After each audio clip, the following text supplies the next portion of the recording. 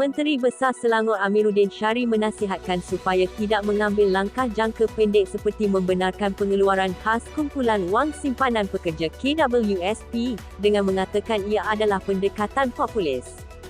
Amiruddin berkata membenarkan satu lagi pusingan pengeluaran KWSP kepada mereka yang terjejas teruk akibat pandemik COVID-19 tidak akan memberi manfaat kepada kerajaan atau rakyat kerana ia menyebabkan kebergantungan kepada kerajaan.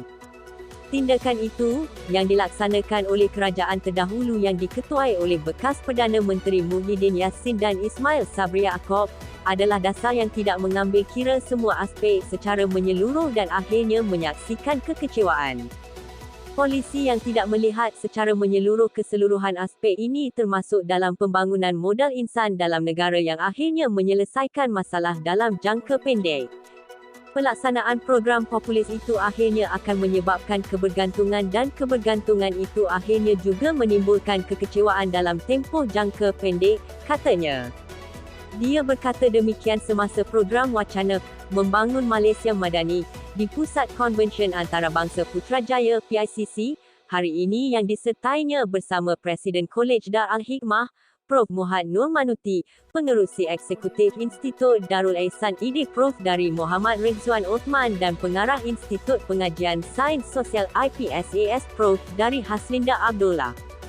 Amiruddin menegaskan bahawa wabak COVID-19 telah memberi peringatan kepada semua pihak bahawa bantuan jangka pendek seperti pemberian wang bukanlah penyelesaian untuk menangani krisis.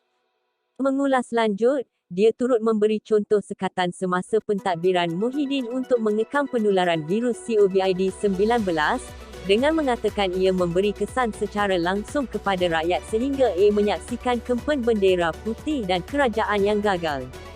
Akhirnya terjemah kepada pertukaran kerajaan dan pertukaran PM dan perubahan yang tidak kunjung habis.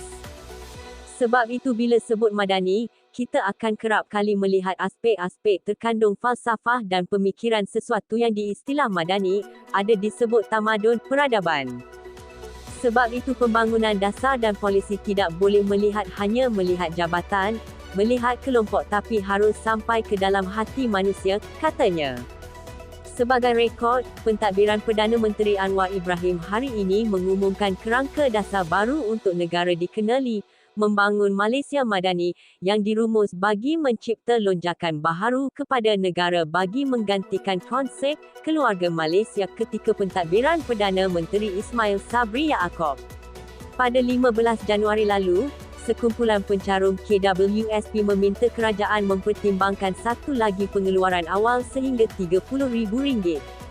Bagaimanapun, Anwar menolak gesaan itu, sambil menegaskan bahawa adalah lebih baik bagi kerajaan mencari kaedah dan jalan lain yang lebih berkesan bagi membantu rakyat yang terkesan serta kehilangan sumber pendapatan akibat wabak COVID-19 sebelum ini.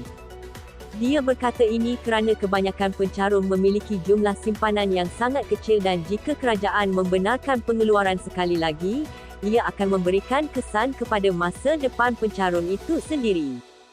Anwar, ketika menjadi pembangkang, sebelum ini menyokong gerakan membenarkan pengeluaran awal KWSP pada Mac 2022, walaupun pada mulanya dia keberatan untuk berbuat demikian. Ini, katanya, kerana kerajaan ketika itu gagal menggunakan tabung untuk menangani masalah kewangan rakyat dan menyediakan bantuan yang diperlukan.